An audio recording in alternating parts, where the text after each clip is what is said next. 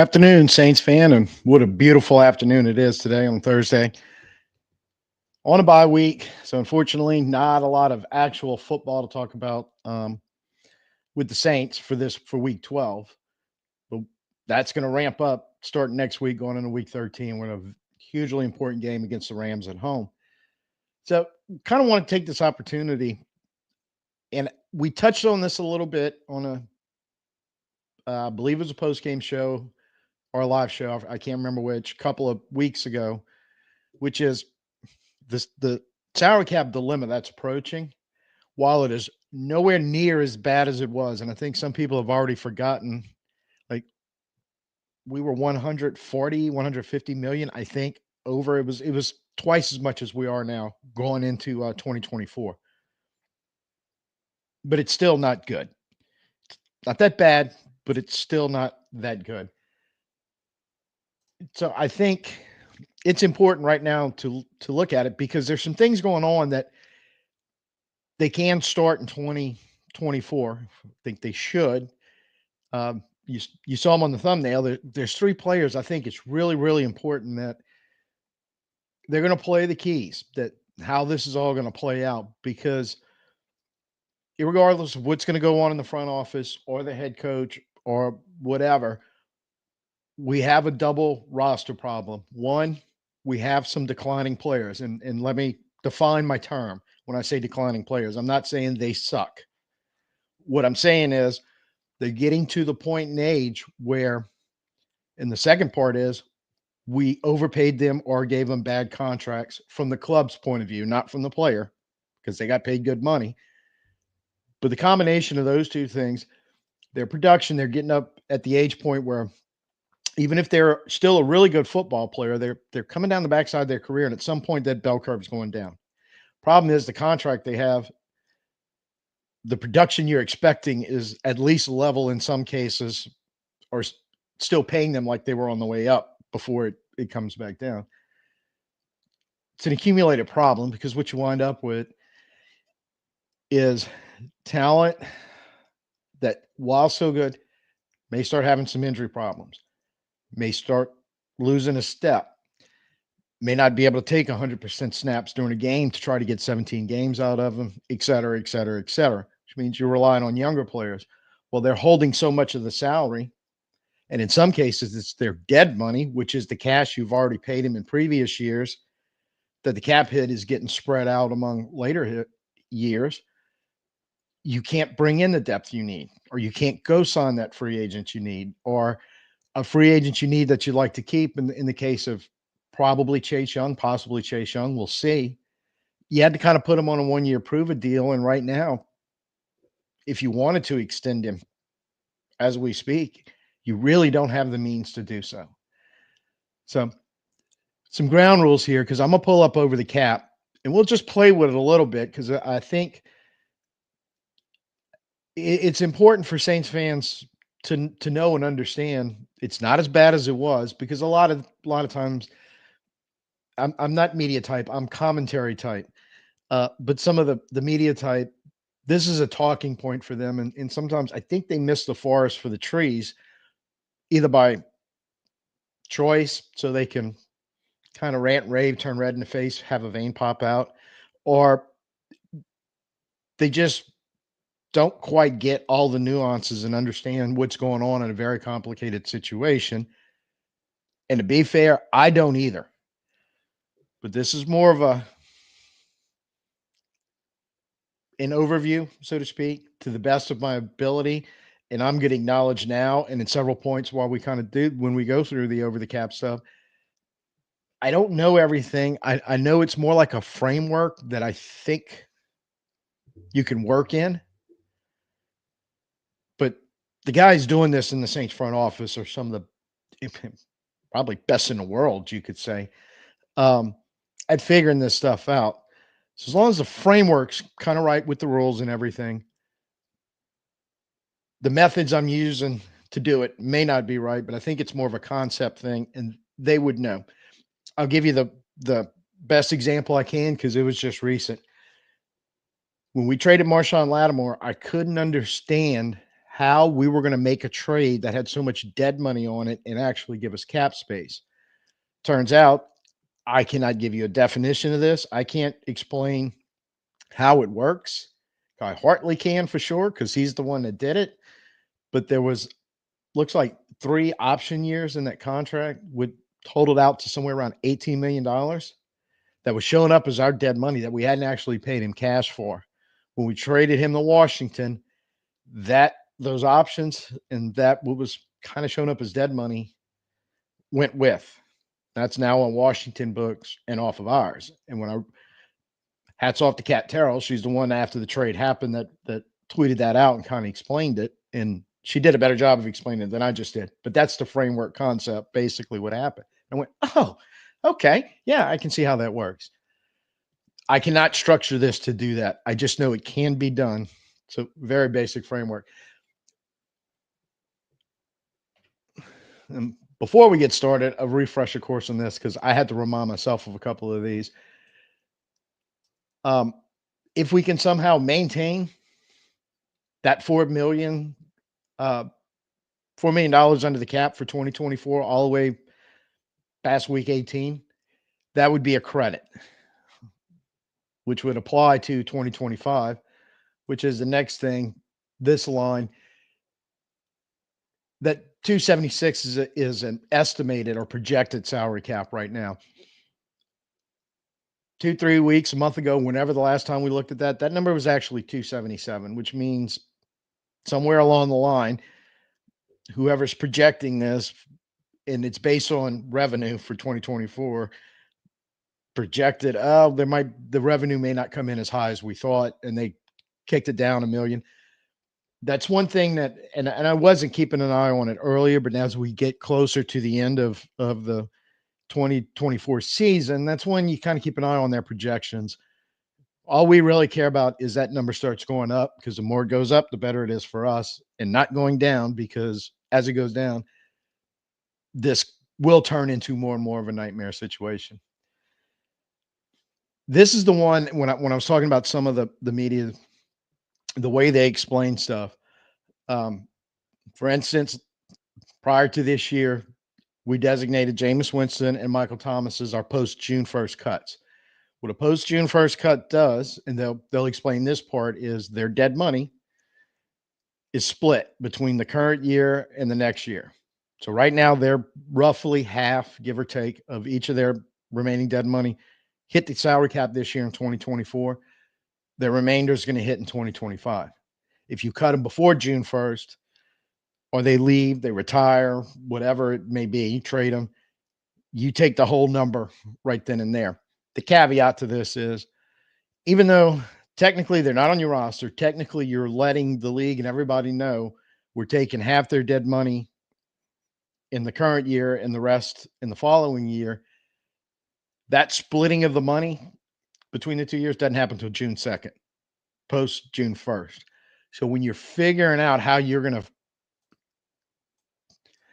basically cut $63 million off current salary to be able to cover it, and you for example, our biggest contract right now is Derek Carr, and we say, oh, we're going to designate Derek Carr post June 1st cut, which I think would free up about 30 million of this. You don't get the 30 million until June 2nd. So in essence, to do that with Derek Carr, or to trade him, or do whatever you wanted to do with him, get him off the roster before June 1st, you basically have to cut the remaining players by 63 million to have that benefit. Now, it's not quite that bad, but needed to be said, because the post June 1st cuts, if they can do this right, could help them a lot in the long run and solve our problems faster. We'll kind of get into that. The other thing that I need to bring up, and this was an obscure one that I just found out about recently, but apparently there's some type of rule about when you restructure or extend or anything to contracts like we do every year to make to create the cap space, so we're not in violation with the NFL and getting in a lot of trouble. There's like a 12-month rule. So if you do it in like March or February, March, prior to the league opening to make your salary cap, you have to wait 12 months. There's some exceptions. I don't quite know what they are. Oh, well, I knew them when I read it, but I didn't remember them. But while we're doing this, we're just going to assume the 12-month rule is in effect, although in some cases you may still be able to change the contract without having to wait the 12 months. But the biggest thing when you look at our current problem is when you look at the top 8 in salaries. Just Kamara, Jordan, Carr, Ramczyk, Hill, Davis, McCoy, Matthew. I believe that's all 8. 2, 3, 4, 5, 6, 7. Yeah, that's all 8 of them. I added up the numbers. So remember, our salary cap projected right now is $276 million. The cap hit, which is their salary you're paying them next year in 2025, plus their dead money that you paid them previously that's still carrying through, it's $185 million out of your total of 276.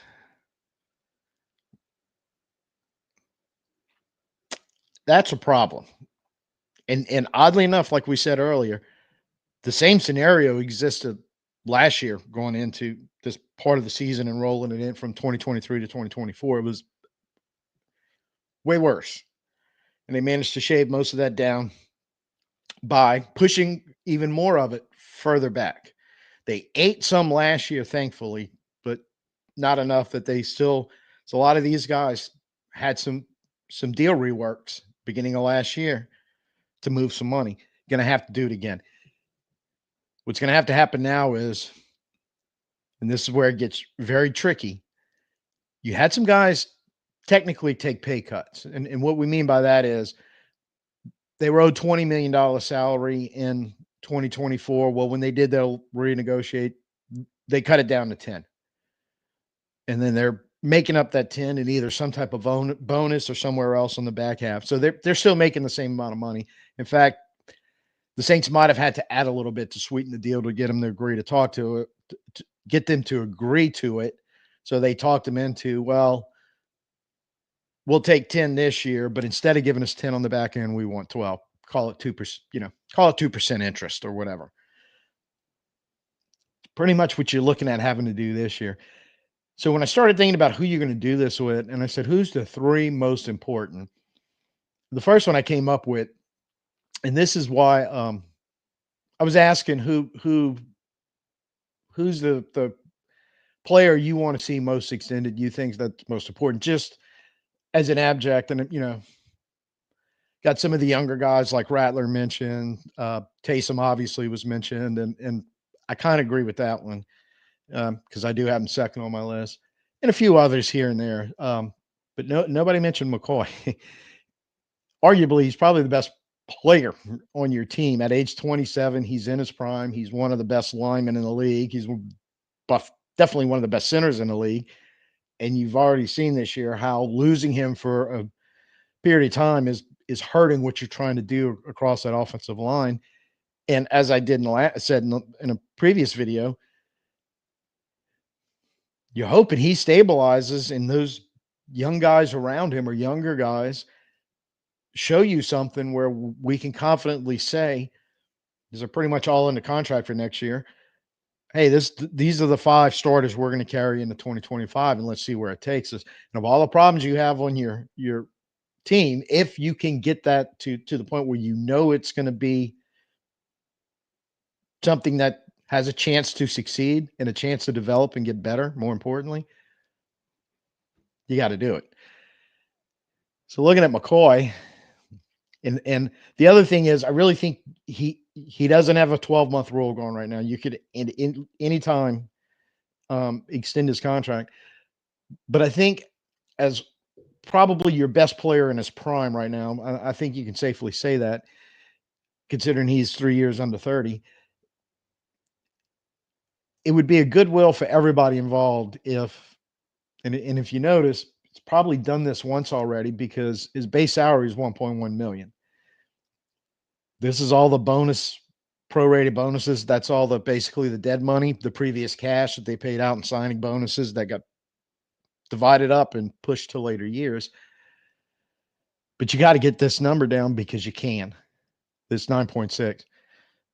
And it's probably another situation where you're going to kind of have to do the thing you did the year before and stick it as a guarantee that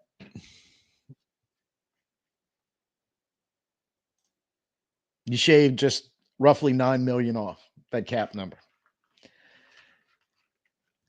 Again, you're probably going to have to give up something on the backside. So I am going to add a year of another 10 mil. And I'm going to explain why I'm doing it this way, because I'm trying not to screw around with the hard numbers in 2025 and 2026. The reality is 2025 should be good because that's the whole point of why you're trying to do this. But these bonuses, the non-prorated bonuses, like roster bonuses, workout bonuses, you could do stuff like just show up to OTAs and minicamp every day, even if you don't participate in practice, just walk in the building and sign the sign-in sheet and give them a bonus based on that. There's a lot of different ways you can actually bring that money up. So that's why I'm not messing with the 10 million base salary down here. And when I add the extra 10 million, it's not really guaranteed to where you're increasing these numbers. But what you're doing is you're putting these bonuses in, and you could guarantee some of it. I mean, you could, you know, hey, no matter what, you got 2 million in guaranteed for 2026, whatever. All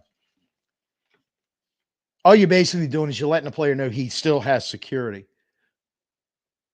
When you gave him the big signing bonus and prorated, you kind of did the same thing. You told them they had security. You gave them all the money up front, but what you were telling them is we can't cut you until that prorated, all those prorated bonuses start going down because we can't take the cap hit. And the whole point of this exercise is we can't keep doing that. So at some point, you're going to have to guarantee either through an actual guaranteed salary or non-prorated bonuses that, aren't that hard to hit. Show ups on your name every day, whatever. A roster bonus that you're going to be on the roster the first day of the NFL calendar year. Again, with all that dead money stacked up behind it, they know that you're not cutting them. So they know they're getting that bonus, stuff like that. Because if you can just shave that 9 million, I mean, or bring it down, you've shaved a chunk off. I'm going to leave these next two. I think you have to do in 2025 because they both got redid at the beginning of 2024 because of the 12-month rule. But I'm just going to leave it here. Oh, before we finish with McCoy, but I think as a team leader, if you can get him into that mode of we're basically going to do the same thing we've always done when you take a salary cut, but instead of giving you that upfront loaded bonus that we're going to spread out and keep causing disaster, because what that prorated bonus is you're borrowing future cap space to pay the player in the current year. So if they do what they normally do, we're going to give you a $20 million signing bonus with void years, and you get the whole 20 million in cash, but it's over the total of 5 years. So we're going to take 4 million, prorated $4 million cap hit for each of those 5 years. For one player, it's not bad. When you do it for every player on your roster, this is what you get. And Taysom kind of falls into the same category. He is running out of his initial deal as far as money, but you still got Taysom's numbers, 18 million in dead money and all these prorated bonuses adding up 25, 26, and 27. So even though he's got nothing guaranteed, he kind of knows I'm here because it's going to be hard for them to take this hit.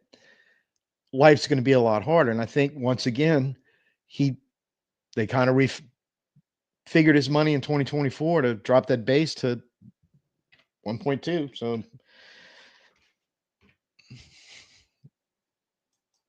you need to do it again. And I think he might be a little easier for a couple of reasons. One, his age and everything else and the way he's being used in this offense, I think he would really like to not be cut or have to go test the waters in free agency. I'm sure it would work out for him, but I think it'd probably be better for him to kind of stick around here, especially if things work out the right way, where maybe Kubiak's still the offensive coordinator and he still be utilized the same way.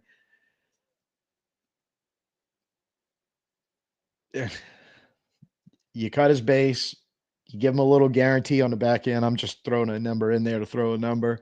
And you have some more unguaranteed money sitting in 2026 that you could bonuses, signing bonus, whatever you want to do at a later year where when you can afford to give bonuses without prorating them and causing a problem. It moves you down. And between the two of them, you've nailed 15 million off of that. This is the one where fate is going to be determined on exactly how all this works out, which is Derek Carr. Because he also moved some money around and this is a prime example because of what they did, is he took a base of 1.2 for 2024 and had it rolled into a $10 million guaranteed signing bonus, which is the only way, even if we cut him in February, that's still guaranteed. He's still getting his 10 mil. So here's where we have the discussion. What is his future with the organization? You could cut him, and I'll not really sure how it works out this way, but I know whatever the cap numbers are. You could cut him straight off the roster or trade him or he retires, whatever, prior to June 1st. You could do it in February. You're going to get hit with 51 million in dead cap, and you're actually going to lower the salary cap by $1 million, the number you need. So that 62 would be 61. But he's off your books completely. And you basically still have to cut 62 million before you get to him to do that. If it's a post June 1st, if he's willing to go, hey, look, just let me go. The Jets job more than likely opening up. They had interest in him before. That's an option. Let him go look for a deal and say, hey, look, as soon as you cut me, the Jets are going to sign me. Many different possibilities you can do, but almost all of them, other than giving him 2025, a contract for 2025 with a little more of a guarantee, you're taking a big hit. I don't know what you do with this. I honestly don't. Part of me also is saying a final decision is not likely going to be made until you see the last 6 games and what happens. But leaving it out there, one thing I do not see possibly happening, how they could do it, is have him on the roster in 2025 and pay that $30 million base salary and making that work. So I really think it comes down to 3 options. He's got to take another pay cut. And if you do that, you're going to have to give him 2025 more than likely. Maybe not. Maybe you can still move on from him after June 1st, but you're going to have to finagle probably like another $10 million guaranteed roster bonus in 2026. So, which means you're going to be paying him in 2025 either way, whether he's here or not, that next guarantee. I don't really know what the answer is. I just know it's buried in here somewhere where you could take 2 players and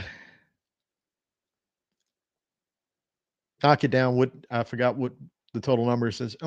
Roughly about 15 mil, which is not quite a quarter of what you need off of 2 players who you really want to keep around. But now you're getting into the players like Carr of that top 8 going, what's the decision going to be? Now, brother-in-law, the sports accountant, did point out that maybe you could talk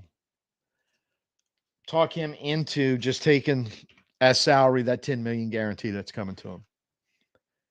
And then again, you're going to be adding money, some of it guaranteed to make up that difference, and some fake money that's non-guaranteed that you may have to use to give them a bonus at a later date, however the hell it's going to turn out. But just on the face value of it, let's say you could get him to agree to just the guaranteed salary is the salary for the year of that 10 mil.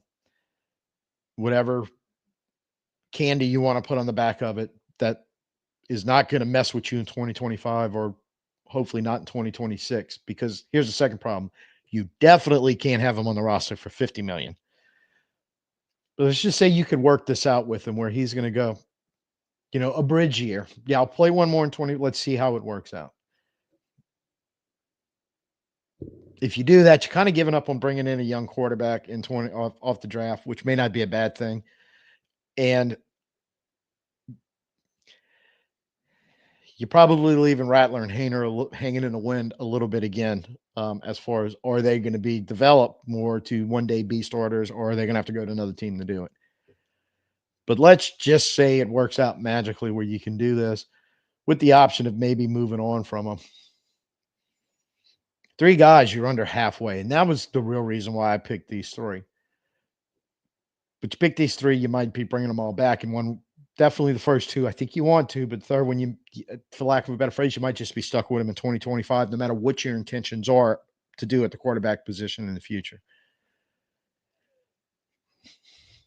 The whole point in all this is to show that we have to get in the mentality of not keep doing what we have been doing when it comes to stuff like this, which is the big bonus, keep them locked in for several years where we can spread that bonus out. And you get into conundrums like this, like if our salary cap was clean, where we didn't have all these problems, McCoy would be the example of a guy you would go, hey, let's go ahead and roll. We definitely want you for 3 more years. Let's go ahead and do it for McCoy. And even though we're going to prorate and spread that money out, we haven't really done it with anybody else. So it's not going to bury us unless the salary cap magically goes down from 276 million to 5 million total. Yes, I'm being sarcastic. For the most part, you're fine. So he should be a guy you're looking at to do that with, and you can't.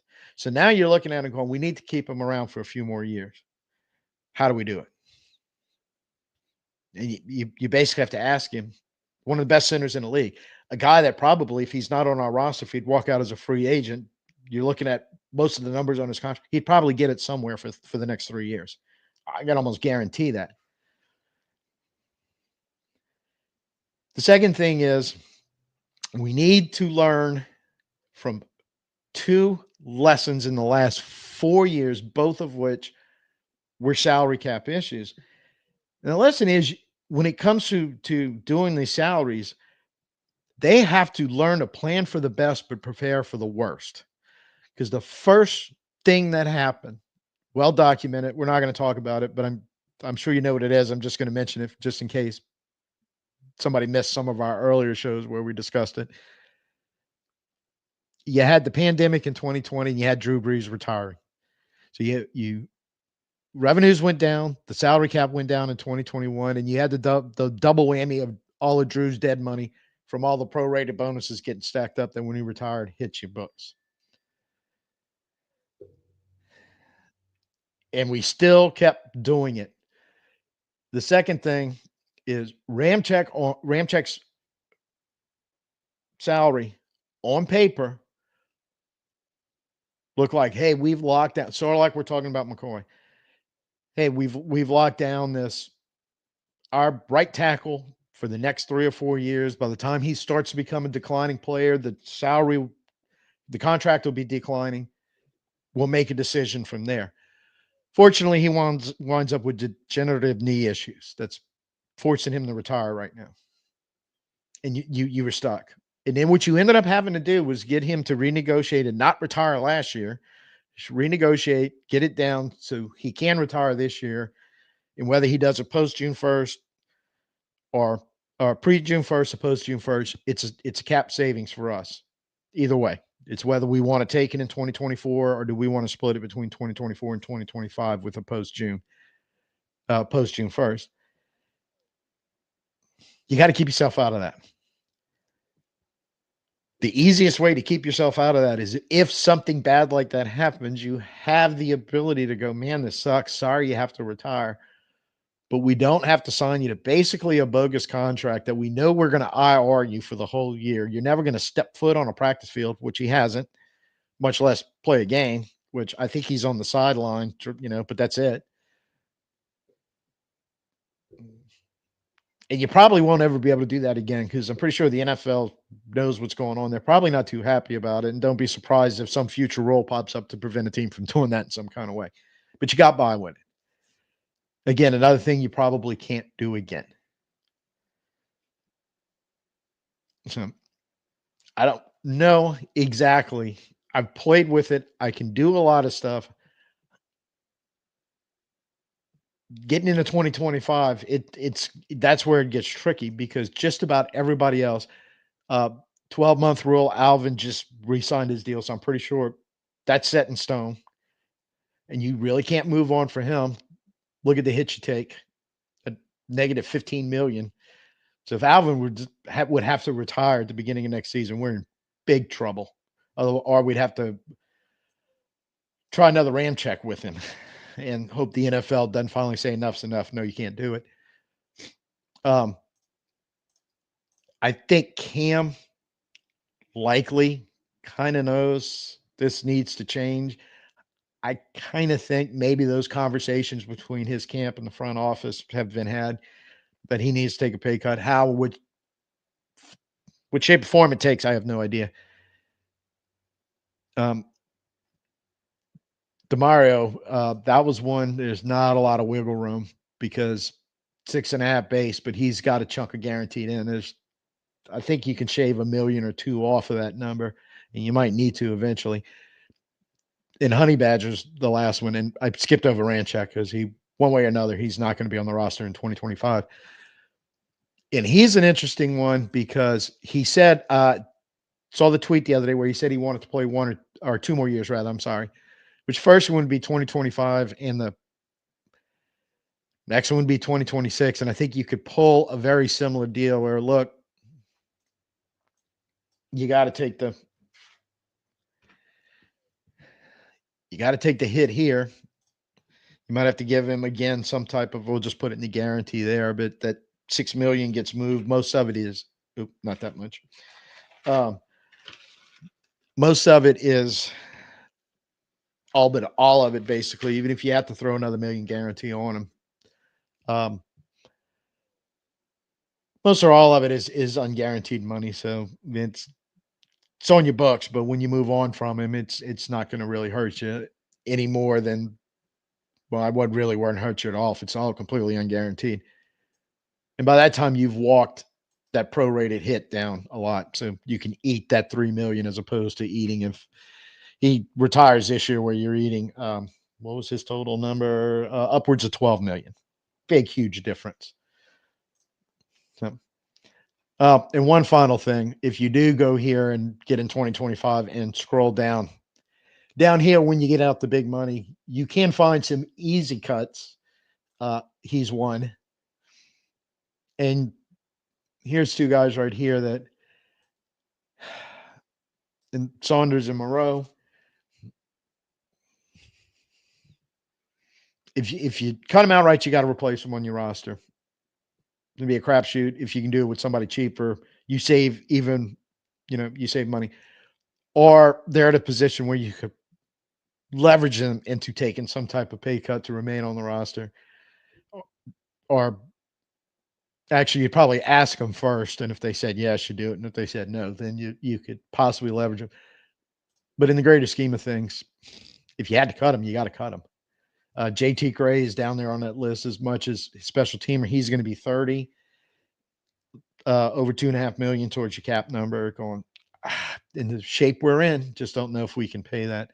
But that's how you're going to whittle this down. That's the only way they can do it. That's just the reality we're in right now. I think it's high time that they acknowledge it publicly. I think it's okay. I think everybody almost needs to know. I wish they would say, hey, we're going to work hard this offseason to get the cap under control, to quit raising the dead money, to quit borrowing future cap space, to keep the roster clean, and kind of let them know that if they have to play hardball, you would like to go in where both sides are agree to negotiate something in the middle of the current contract and what the club needs. But if push comes to shove, if Carr is saying no, I'm sticking around because I want my 80 million, my 30 next year, and the 50 after. You got to be willing to go. You're gonna have to go get it somewhere else. So I think those three just basically McCoy's the guy you really want to keep. I think Taysom's kind of the guy you need to keep in a weird sort of way. If for 1 or 2 years, especially if the offensive staff stays in place. And Carr's just got the most money. There's most skin in the game on that contract, and that's the contract you can use to kind of massage yourself away around it. But right now, you have to asking the question, and we'll just to mention this a little more about: do we want to try to draft a quarterback? I don't think there's a lot of excitement, even at the college level right now, because the quarterbacks are not getting hyped up like they were a year ago with the in-season hype I'm talking about. You're not seeing it as much. They're not talking about it as much. And then PFF again had another article that I read this morning that are kind of like, they're like, the Cam Ward guy from Miami. Yeah, but after that, they're nice. But I'm taking from that, they're kind of, but that's the guys you really want to try to build your franchise around. So decisions have to be made on and with Derek Carr. But I think keep the two you need to keep, and then you need to figure him out. And once all that's kind of figured out, the rest of it I think you can take care of in one way or another. So that's the salary cap show as of right now.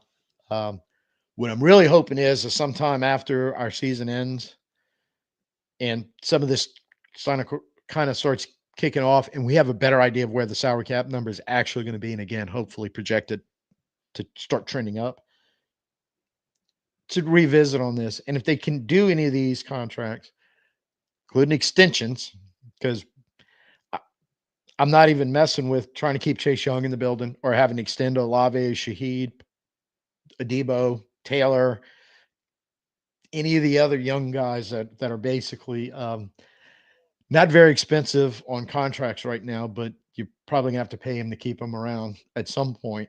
What you're gonna do with them? You can't even have that conversation right now till you fix this part of it. So we'll revisit again in a few months. And I think I know. Yep. I saw this one when I glanced over. No, absolutely 100% not. I'm not a if the Jets want Carr, um, I'd like again to work that contract out a little bit, and I'm sure the Jets would too, make it a little more tradable, help us out a little bit. I'm sure something can be agreed to, but I want draft picks. I don't want to, and this is one when I'm gonna redefine declining, meaning Carr's in his 34. I think he's going to be 35, somewhere around there. But let me double check to make sure. Yeah, he's 34 right now. So mid 30s. That's going to start hitting decline. So he's on the backside of the curve. We don't know how steep it's going to be, but I don't think his prospects are rising anymore. It would be a surprise to pay that type of contract to. So, but I would rather have that or draft picks if we can trade him, and let's see what we can do about building the rest of the roster. Then I promise you a quarterback who is older, almost older than dirt right now, who's on a very sharp decline, having to deal with whatever his contract is going to look like. Nah, want no part of Aaron Rodgers at this point. And personal bias aside, because I always thought he was just a cocky ass. Now, if he's cocky ass as our starting quarterback and he's actually winning games, I'll love him. But I think he's just going to be a cocky ass that's going to be not winning games, kind of like he's doing with the Jets right now. So I'm like, nah, no, no, no, no. 5, 6 years ago, all aboard. Right now, nah. But I do think maybe the Jets, depending on what they want to do, if they were interested a couple of years ago, maybe. Yeah. Unfortunately, I I made just in on Sunday, instead of watching Red Zone, I may just pull up like um, on YouTube, or if I really feel adventurous. Since I'm an old guy, I do have DVDs of like the Super Bowl and all stacked away somewhere, the Super Bowl game. And I still have a DVD player I can plug into the TV and play them on. So I may just go old school Sunday, and instead of watching any current football, just watch whatever Saints highlights of previous games, or whatever I can.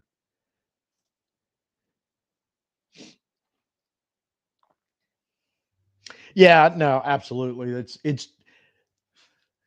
just because it's good for the team and the players and the coaches. Because look, they need a reset too. Doesn't necessarily mean that we have to be happy and like it. Yeah, but I guess we have to be happy and like it. Who's Harley? I'm, and actually, I'm a small guy, so I don't ride motorcycles. So if this is like a Harley Davidson reference, I no.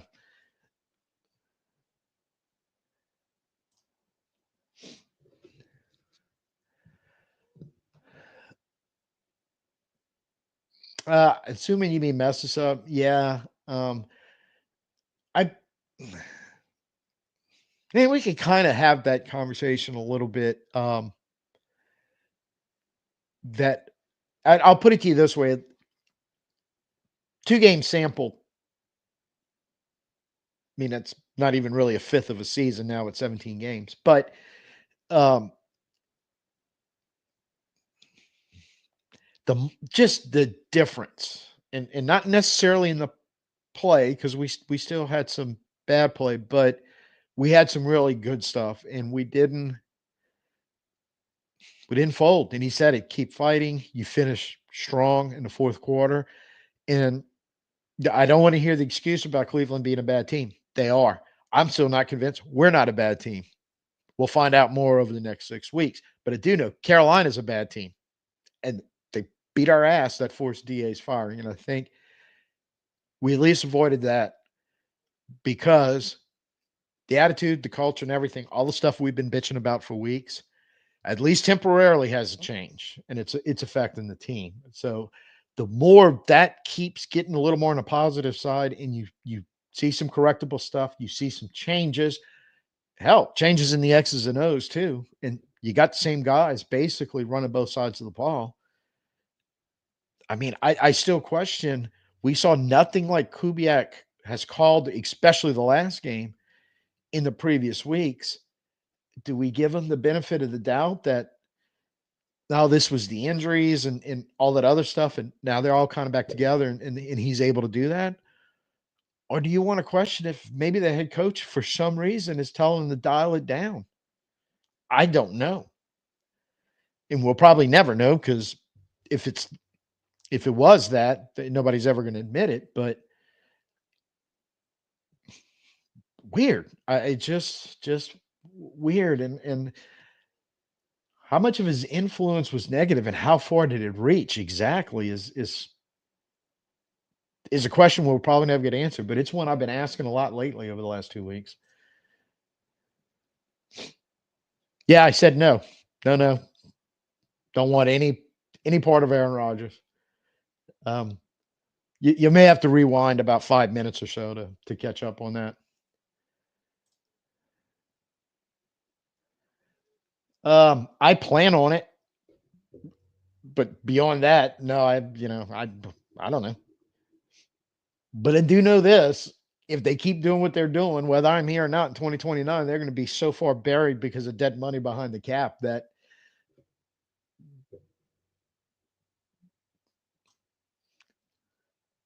not tonight. I got darts tonight, so no homework tonight.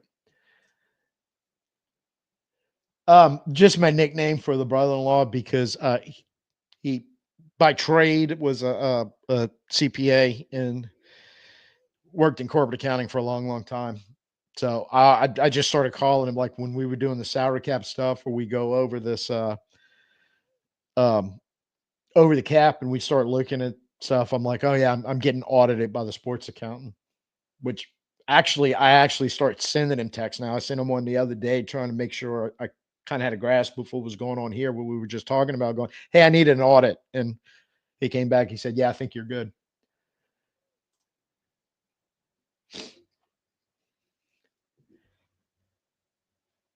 That's the one that's in my um and I don't remember what it is, but that's the one. It's in my trademark because that's the black and gold network logo. So I have a copy of it somewhere, and just whenever I need it. So like when I had designed this shirt and put it up on the um, the online store, it just transferred in, and I think they did a good job of printing that one. And yes, everyone, the online store is open. I will forgot to put the link up. I was in a bit of a hurry getting here today to be on time, but I'll throw it up in a little bit, or I'll add it to the comments after we're done, and pin them down in the comments. And unfortunately, no online discount, no uh, live show discount this time, but it will be one for Sunday night again. And thank you, Northern, for reminding me to give myself a plug on my online t-shirt. So I'm working on the Taysom Hill thing. I did see your comments on that. I agree with you. Um, so I think I have something that's um, workable. So I don't, name, image, likeness, and all that where you can get in trouble because it is Taysom Hill. But my God, all my efforts so far they've sucked. They looked horrible, so not even, but I'm working on it, playing with it. I think I can get closer. But when we are going to do a Taysom Hill beast mode shirt without a doubt. And if all goes well, I'll have that to debut Sunday with a discount code for it. And wish me luck.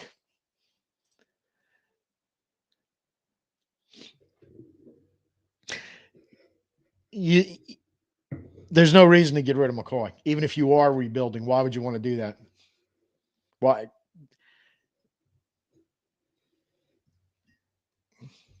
Now, marginal players or players who are declining, whether you got to cut them or whatever, but no, you got to build around something. And especially, once again, the right side of the line, Ruiz and Penning, has improved greatly. Penning so far this year, Ruiz, in all fairness, the last 2 years. So you need the anchor, and it's talking about one of the best centers in the league. There's no way. If he was 32, yeah, I might agree with you. Mid 20s, doesn't get any better than that.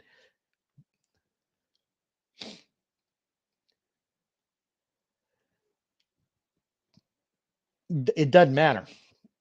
The issue is not what you're going to pay people. It's well, it is, but it's the guys up top, those top eight, really top seven, because Ramchek's on the way out. You can't get rid of them. Well, you can't get rid of them. You get rid of all of them. And that 60 at 185 million, or the difference, it's probably somewhere in that 62, because some of that's embedded in there. Let's say it's a third. So you turn that 62 million into 185 million dead under the cap, but and you would not be able to do it. Now you wouldn't. Mathematically impossible. So you're going to have to roll with some of the guys you already got. You got to take some pay cuts. You're going to have to move on for some guys, and you got to do it all reasonably. Oh, Hartling. Yeah. Nobody can take his job that I know of.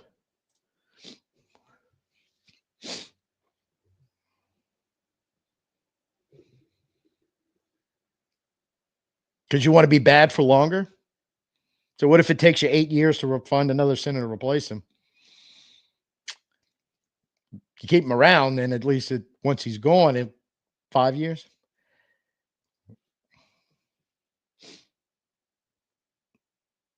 You rebuild around your good football players in the prime. You don't get rid of them to rebuild. You're just making your rebuild harder.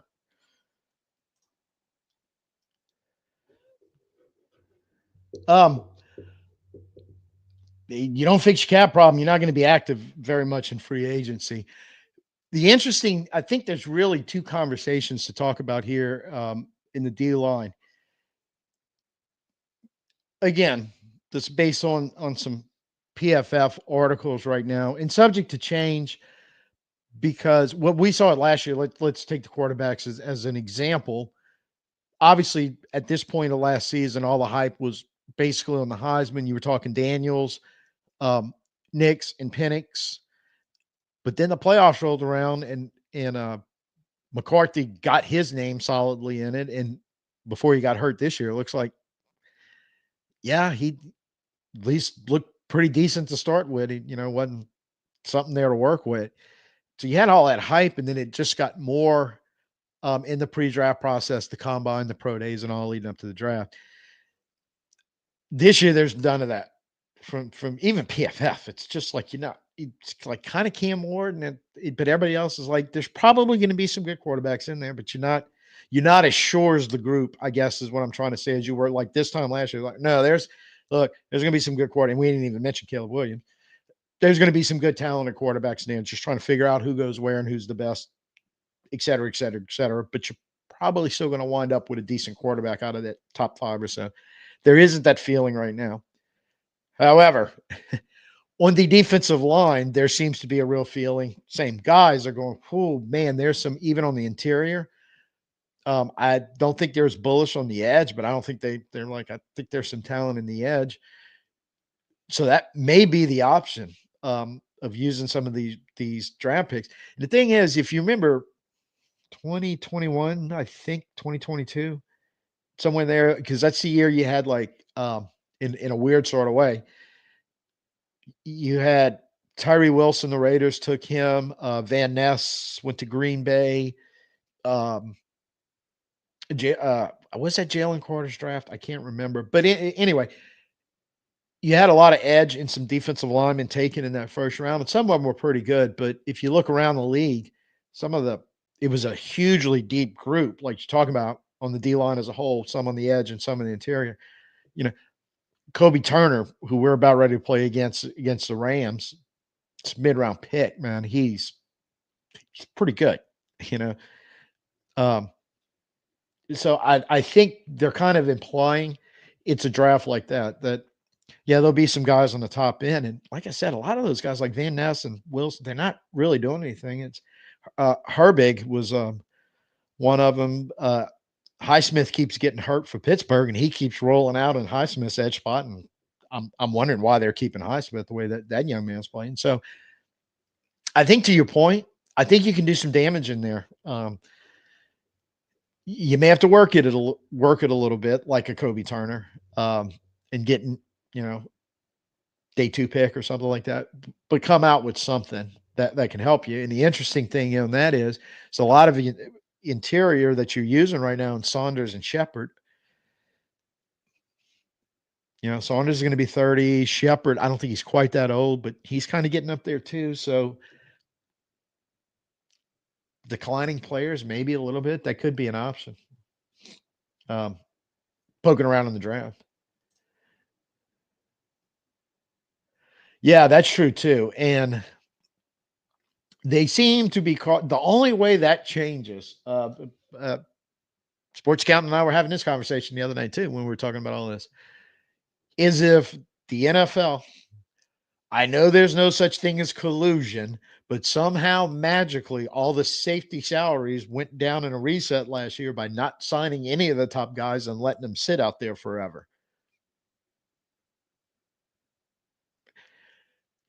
Maybe that coincidence happens at edge this year, next year at some point.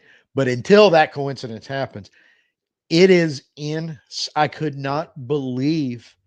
And I mean, look, good edge players, but geez, hauling in 16, 17, 18 million on their average yearly values for 5 years. I mean, dude, you better be rolling 2.5 sacks out a game for that much money, And I think you're right. Until they do something to curb it down, it's going to keep going up. And one time there were some teams around because receivers used to have that phenomenon going on, and there was teams around that just kept always drafting receivers, knowing Pittsburgh was one that was pretty good at it. Knowing sooner or later they were going to have to move on from their one and just try to keep reloading the gun, and they kind of had a run for several years where even if it was only like Juju Schuster-Smith comes to mind because he kind of stepped up for Brown when they moved on from Brown. Even if it was 1 or 2 years, they still managed to find a pretty good receiver for 1 or 2 years by just constantly trying to draft them. Edge, that may be something a lot of teams have to think about at edge, going, man, sooner or later, somebody's going to want to overpay him when they get into free agency, and we just have to have the next group ready to go behind it. To your point, we need to get better at, because our edge history lately have drafted him. Other than Hendrickson, not really good, and we let him go.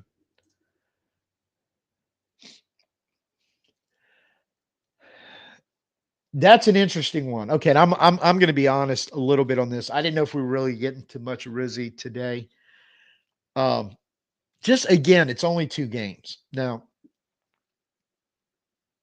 in the past, I would have said, in fact, I think even when this was happening, I was more inclined to go, um, no, no, no, no on the interim. But most of the time, the interim comes in with 3, 4, 2 games left in the season. And everybody's just trying to, you know, get to the end of the season so they can all go home and find out who's not having jobs next year. It's a very different vibe than what Rizzy's walking into. So I think it is truly an audition. The second thing, up until probably this year, I'm a little more open to it, but I would have said no, no, no, no, because I truly believed you needed to hire a coordinator because your head coach had to be the guy on one side of the ball. You, John Harbaugh, um, said it before and I'll say it again. John Harbaugh would actually have more Super Bowls and more success if he wouldn't get in his own way a lot of times in playoff games. But most of the time, Baltimore is right there. They're really good. Sometimes they're way better on the offensive side. Sometimes they're way better on the defensive side. He's a special teams guy. They're always good in special teams, but they always kind of had that balance. I really think I'm almost assured at least Lamar Jackson would have at least 1 Super Bowl appearance, if not an actual ring. If just come playoff time, Harbaugh can.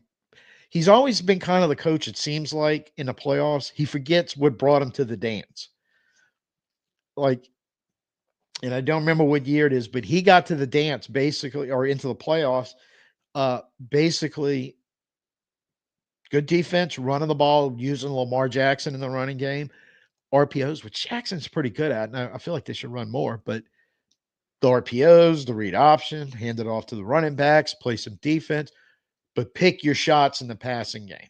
And they always seem to be really good at that and going, they start dialing up a little bit of the passing game because they've slowed the game down and they had the ability to run the ball. Typically, they didn't necessarily need a true number 1 receiver because a lot of times, or in the case of Andrews, helped out because he would draw a lot more coverage than their actual receivers. You'd bust some guys out wide open where he'd hit them on a pass and get a big play out of it. Then they roll into a playoff game where all of a sudden Harbaugh forgets that's how he won all kind of games. Next thing you know, they're having Lamar throw it up 45 times like he's the next coming of, you know, any of the other quarterbacks who throw it up 40, 45 times. Not really his thing, man. That's you know, do it, but do all the. So for the life of me, I do not understand why you see, and it seems like last few years, every time they make the playoff, even if he wins a game, at some point he reverts back to, you know, if he had a blitzing style defense with a lot of pressure, getting sacks, next thing you know, they're being. It's just it never. It's almost like he gets in the playoffs for some reason, just wants to, like I said, just change everything different than the stuff that he won 14 regular season games with or whatever. He's just a mind-boggling guy. Man, totally went on a Harbaugh tangent there, but I can see now where he wasn't an offense coordinator, he wasn't a defense coordinator. You don't necessarily need one. Dan Campbell may be proving that also. And as an interim in Miami, they wanted no part of even really consider giving him the head job and kind of showed him the door. And they wanted the big offensive coordinator. Not really working out for him. Meanwhile, Campbell has hired wisely, and I think that's a huge part of it. But he's established a culture, and they had no culture. He brought it back, established it. That's a different team. It's not a team with a loser mentality anymore by any stretch.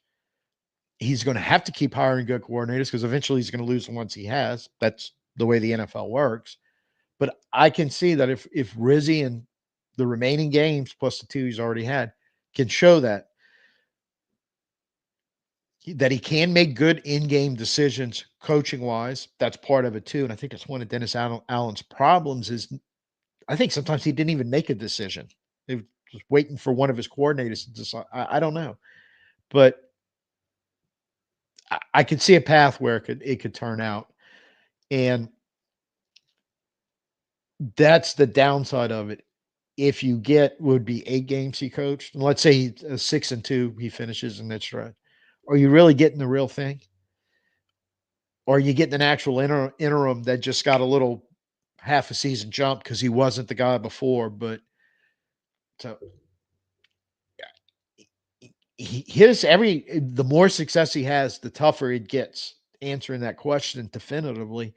And it might just get to the point where you're like, and also like has been talked about, he's interviewed, he did here in 2022, but had interviewed for other head coaching jobs. And there seems to be a thing around the league thinking he will be an NFL head coach one day.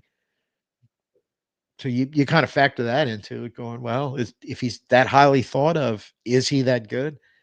So I guess we're just going to have to wait and see over the next 6 games and see how it turns out and what it looks. Because if he drops 6 in a row, then we're not even having this conversation, right? But it, I'm open to it this year. This time last year, I said hell no and just moved on. But I'm going, maybe.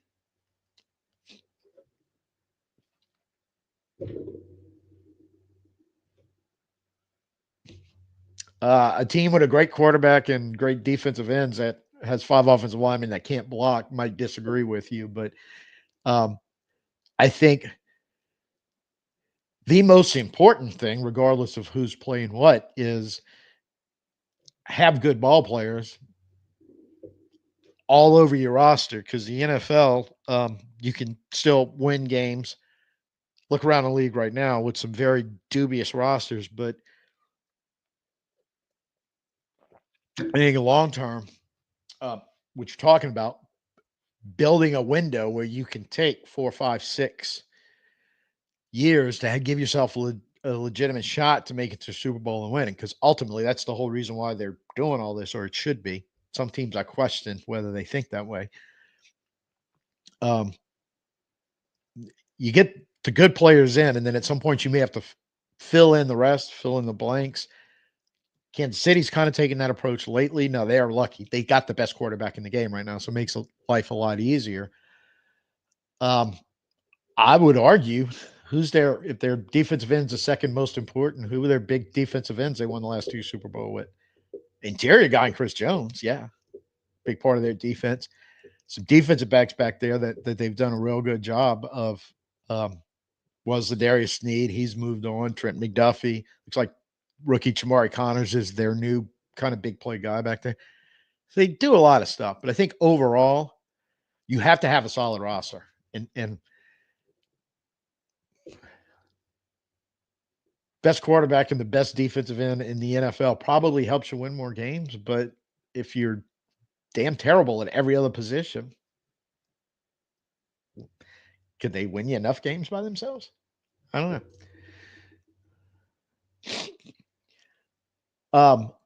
Neither. 30-year-old receiver who is really good at what he does, which is getting open downfield and catching long balls or finding holes to catch a ball and housing them like he did against Cleveland. But the same token, he's not a true number one. Keep that in mind because he's never led in targets, never, been that guy. He's like the second or third receiver. So I think that plays out. He was on the street for a reason. And this isn't his first time in his NFL career where he's thrown up some monster games with some huge catches. Somebody would use him. So if they need him, they'll pay him, sort of like we did, and bring him in. And he's going to do what he's done his whole career. At times, he's going to make big plays. At times, he's going to get taken completely out of the game. So right now, he's not one of my chief concerns. You fix all the other problems. And then as you're filling out your roster, especially when it comes to receiver, Yeah, if it's reasonable, you just bring him back. And I'm not sure if he's going to be a free agent next year or not. I don't know what we signed him to. That's how I wouldn't say unimportant he is, but how he's a little further down the list before we get around to bringing him up.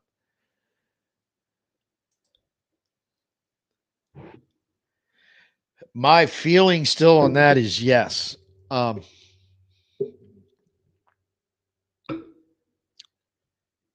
to change that opinion, it is within his power, and a lot of it is going to be decisions made behind the scenes you won't know. Sort of like we were talking earlier about trying to fix this contract dead money dilemma. Um, to be able to kind of work that out, if you can get some players to renegotiate in some pay cuts for 2025, and then you know massage them on the back end in the next couple of years, so they're not losing money. So it's not really a pay cut. They're kind of pushing it, the guaranteed money or the bonuses or whatever, back a little bit, so we have enough room to operate in 2025. Because if you see a bunch of these signings happen like we're talking about, and look, I said I pulled 3 out and we only got about halfway there, so you have to do a lot more of that.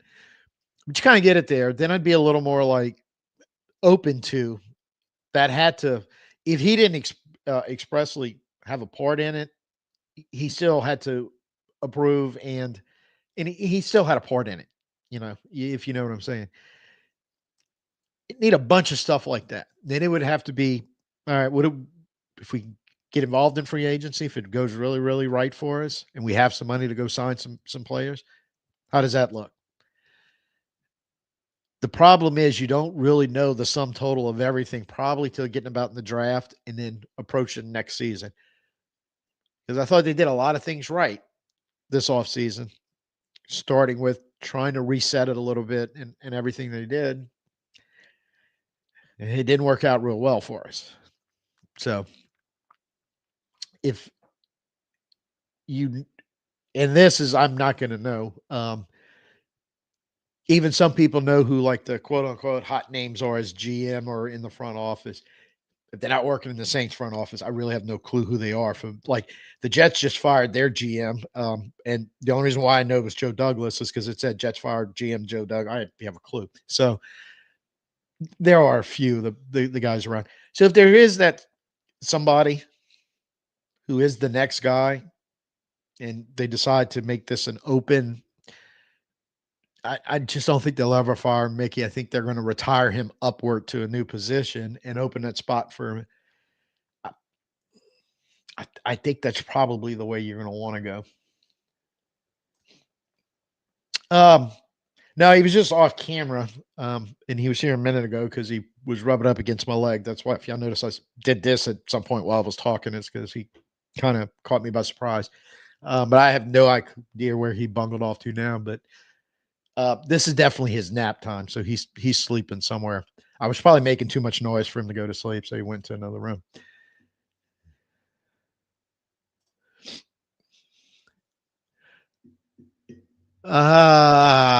Yeah, I don't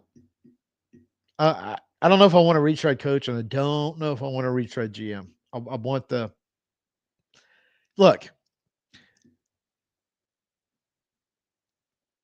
I'll give you, since you hate that I bang on Mickey all the time, but I will give you this, Northern. If you wouldn't move him to the, I don't know, team president, king, whatever title you give him, and put him up, um, and had some oversight over, one of these up and coming, assistant GM types, I wouldn't necessarily have a problem with that, but I don't know if I think what it boils down to, if I don't want to know if I want making final decisions just based on some of the final decisions he's made that kind of got us in this, and the fact that apparently everybody but him understood that DA needed to go, and that was the final straw with me. I've talked about it, just going his attitude afterwards. It's like at some point you just have to admit you were wrong. It happens to all of us, and especially when everybody knows you were wrong, and I think that's really his biggest issue. that when when the plan goes awry, he wants to defend the plan that it was right all along instead of go and fix the plan and just go, man, screwed that up. Let's try this. So, but I know he has knowledge. I know, like, if you bring in, or if it's somebody sitting, already in the Saints front office somewhere or whatever, just going, and he would go, okay, yeah, let's go back and look at some of the stuff that we used to do that worked that could probably still work in today's climate. Now, this is some of the stuff we used to do that we just found out over recent years doesn't work anymore. So forget about that. Hey, even that, if he would do that, I think he'd be a better GM and probably a less open to the ire of Saints fans like me. I'm not even digging to find out what a response. So, oh man, ran over about 11 minutes here. So, what we got going there? Sunday night, I'll put it up Saturday. Try to do it a little earlier, like last time, or even a little earlier if I can. Like I said, I was kind of thinking about trying to do something during the day, watch along or something with one of the football games, but I can't. I've got some other stuff to do Sunday afternoon, so it would just be too tight and impossible to try to schedule anything. But I will probably start looking at the Rams a little bit at that point. And may have a little further Rizzy conversation because I know we kind of touched on it. And I haven't, like, I feel like bye weeks are a good week for reflection on stuff like that. Going, because even what we were just talking about, and I said I'm not opposed to it. I feel like I could think about it for a day or two, and I'd be back where I was going. No special teams coordinators, and no, you can't bring back an interim. Probably where I've been a year ago. So let me think on that a little more, and we may touch base and talk on that too. So, with that being said, thank you all very much for joining. We'll see you Sunday night. Like I said, by Saturday, I'll have the exact time up. And so, if you got your notifications hit, you'll get the ding. You'll know when we're going live Sunday night. If you're new here and you like kind of hanging out with us and some of my crazy guys in the chat here that are diehard Saints fans like me, go ahead and just hit that subscribe button so you'll always be around. I have a few more things coming. Northern, I'm working on the Taysom Hill shirt, the Beast Mode shirt. I really am going to try that, have that for Sunday if we're lucky. But a few more things coming along the line that I'll be including you in on probably right after Thanksgiving. So stay tuned for that. And I'll put the link for the online shop in the description and in the comments below as soon as I sign off. So thank y'all for joining us. We'll see you, like I said, Sunday night for a live show. Till then, I'm Tim. Peace out. Who dat?